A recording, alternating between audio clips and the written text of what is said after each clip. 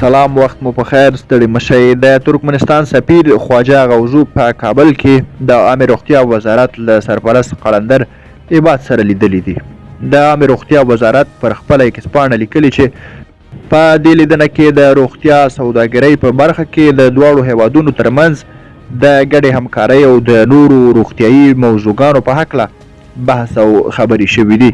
د دغه وزارت پر ایکس پاڼه همدارنګه راغلي چې ښاغلي قلندر په دغه لیدنه کې د افغان روغتیایي کارکوونکو د روزنې، د درملو او طبي تجهیزاتو سوداګرۍ، ناروغانو ته د ویزو د ورکړې په برخه کې د اسانتیاوو د رامنځته کولو او په نورو روغتیایي برخو کې د دغه هیواد د لا ډیرو مرستو غوښتنه کړې ده. درنو لیدونکو، له ملتیا مو مننه.